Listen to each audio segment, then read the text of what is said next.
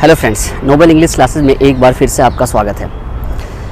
आज मैं आपके सामने एक पॉलिटिक्स से रिलेटेड वो सारे ग्रुप ऑफ वर्ड्स आपके सामने लेकर के आया हूँ और उम्मीद करता हूँ ये ग्रुप ऑफ वर्ड्स आपको आपके एग्ज़ाम में, आपके डे टू डे लाइफ में बहुत काम आने वाले हैं। आप सबको पता है बिहार में इलेक्शन चल रहा है। नीतीश बाबू पता नहीं फिर से चीफ मिनिस्टर बनेंगे या नहीं बनेंगे, उससे तो हमारा कोई लेना देना है नहीं। लेकिन हाँ, इलेक्शन के टाइम पे हमें न्यूज़पेपर पढ़ना होता है। एज ए स्टूडेंट हमें टेलीविज़न न्यूज़ देखने होते हैं और उन तमाम वर्ड्स को हमें याद करना होता है या उसे इस्तेमाल करना होता है। तो मैं चाहूँगा कि वो तमाम वर्ड आप सबको पता होना चाहिए और यूज़ भी करने आना चाहिए, क्योंकि कभी कभी पैराग्राफ राइटिंग्स में और पैसेज वगैरह में हमें यूज़ करना होता है। तो चलो स्टार्ट करते हैं उन तमाम वर्ड्स के साथ। लास्ट में आप वीडियो के एंड में आप मुझे बताएंगे कि ये वर्ड्स आपको कैसे लगे और इसका यूज़ आप किस तरीके से करेंगे और इसमें से कितने वर्ड्स आपको पता था और कितना वर्ड्स आपके लिए बिल्कुल नया था। तो फर्स्ट वर्ड है चुनाव, इलेक्शन। जी, इसको पोल भी कहते हैं, पोल, वोट देना, cast the vote, cast your vote, cast my vote. मतदान, टर्न आउट, जितने लोग वहां जाते हैं वोट देने उसको कहते हैं टर्न आउट। मतदाता, वोटर्स, इलेक्टोरेट भी कहते हैं इसको, इलेक्टोरेट। मतदान केंद्र, पोलिंग बूथ, पोलिंग बूथ। और मतदान केंद्र के अधिकारी यानी इंचार्ज को हम कहते हैं प्रिसाइडिंग ऑफिसर, प्रिसाइडिंग ऑफिसर। और उसके अंडर में जो ऑफिसर्स होते हैं उनको हम कहते हैं पोलिंग ऑफिसर्स। 1 2 3 जितने भी होते हैं पोलिंग ऑफिसर। चुनाव आयोग, इलेक्शन कमीशन, इलेक्शन कमीशन। प्रचार, जब चुनाव में लोग प्रचार करते हैं उसको हम कहते हैं कैंपेन, कैंपेन। और उसमें आपने देखा होगा कई सारे स्टार प्रचारक आते हैं, उसको कहते हैं स्टार कैंपेनर, स्टार कैंपेनर।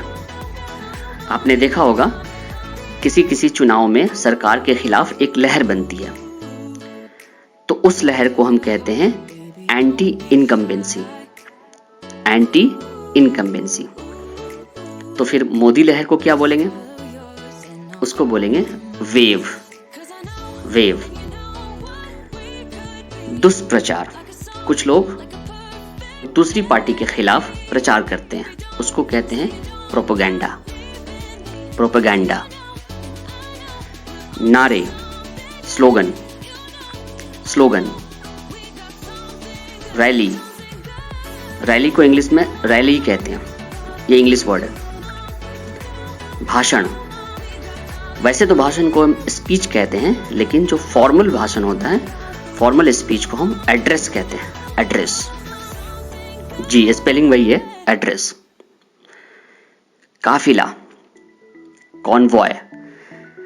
जब नेता स्टेज पे आके अपने वोटर्स को लुभाते हैं, प्यारी प्यारी बात कहते हैं, लालच देते हैं, उसको कहते हैं ल्योर, ल्योर, लुभाना। पटाते हैं, तो पटाने के लिए वू। घोषणा पत्र, मैनिफेस्टो, मैनिफेस्टो।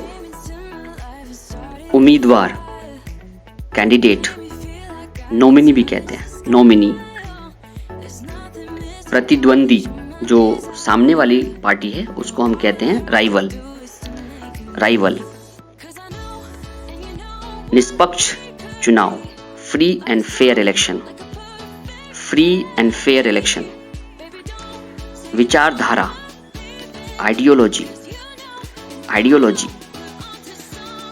जैसे हर पॉलिटिकल पार्टी की एक अपनी आइडियोलॉजी होती है, एक अपनी विचारधारा होती है, उसको कहते हैं पॉलिटिकल आइडियोलॉजी, पॉलिटिकल आइडियोलॉजी। तुष्टीकरण, अपीजमेंट, अपीजमेंट। एक नेता एक पर्टिकुलर ग्रुप के लिए मानो कोई ऐसी स्कीम दे या कुछ ऐसा लालच दे, लॉलीपॉप टाइप्स, ताकि वो खुश हो जाए, उस तरह की चीज को कहते हैं तुष्टीकरण, अपीजमेंट, अपीजमेंट।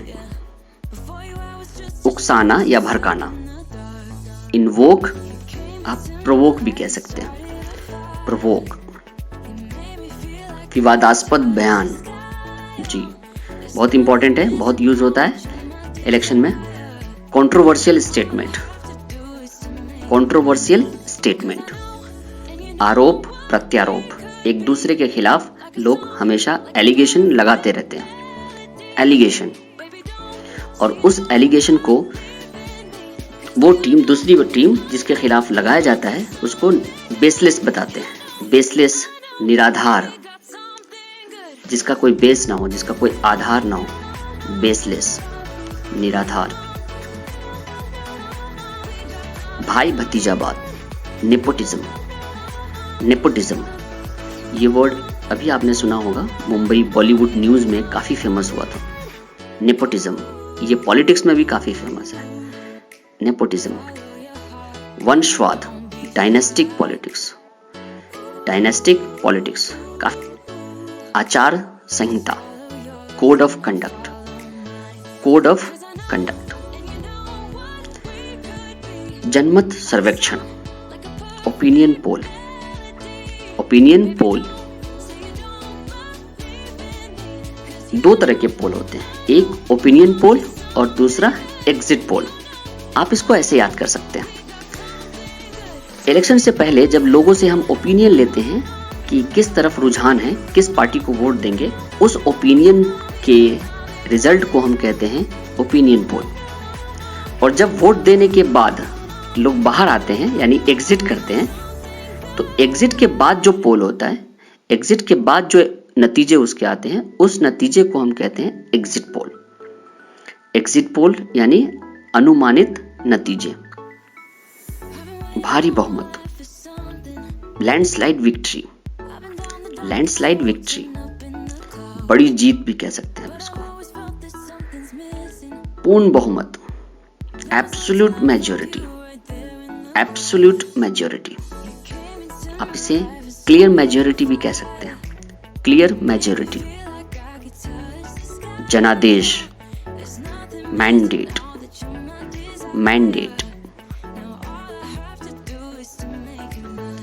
जब किसी पार्टी को एक पर्टिकुलर नंबर पे पहुंचना होता है सरकार बनाने के लिए, जब कोई पार्टी उस नंबर को नहीं टच कर पाता है, तो उस तरह की सिचुएशंस को हम हंग पार्लियामेंट कहते हैं, हंग पार्लियामेंट। और जब दो पार्टीज मिलकर के सरकार बना सकती है, उस सिचुएशन को हम कहते हैं बाई पार्टीशन। बाई, बाई ये रूट वर्ड है, याद रखिएगा। बाई मतलब होता है दो, बाई पार्टीशन। और जब दो से अधिक पार्टी मिलकर के सरकार बनाती है, उस सरकार को हम कहते हैं coalition government, coalition government, coalition government. Alliance भी कहते हैं इसको, अलायंस। और जब कई सारी पार्टी मिलकर के अलायंस बनाती है, उस अलायंस को ग्रैंड अलायंस भी कहते हैं। महागठबंधन आपने सुना होगा, बिहार में काफी फेमस है, ग्रैंड अलायंस। अनुमान, स्पेकुलेशन, स्पेकुलेशन। गठबंधन के अलावा भी अगर नंबर उनके पूरे नहीं होते हैं, तो कभी कभी लोग गलत तरीके अपनाते हैं, यानी अपोजिट टीम के किसी विनर्स को खरीदने की कोशिश करते हैं। खरीद फरोख्त की राजनीति कहते हैं हम इसको। तो उस खरीद फरोख्त को हम इंग्लिश में कहते हैं हॉर्स ट्रेडिंग, हॉर्स ट्रेडिंग। और जब ये सब फिनिश हो जाता है, जब ये सारी प्रक्रिया खत्म हो जाती है, लास्ट में सरकार बनाने की बारी आती है, नंबर सारे पूरे हो जाते हैं, तो फिर आती है बारी शपथ की। और शपथ को कहते हैं ओथ, ओथ, प्लेज भी कह सकते हैं आप इसको। और इस शपथ समारोह को आप ओथ सेरेमनी भी कह सकते हैं, ओथ सेरेमनी। इसे हम स्वेरिंग इन सेरेमनी भी कहते हैं, काफी पॉपुलर है ये वर्ड, स्वेरिंग इन सेरेमनी। ठीक है, तो आज के लिए इतना ही दोस्तों। उम्मीद करता हूँ आज का वीडियो आपको पसंद आया होगा, तो आप लाइक करें, शेयर करें, और अगर चैनल पे पहली बार है तो सब्सक्राइब करें। तो इजाज़त दीजिए, मिलते हैं अगली वीडियो में। Good bye, take care.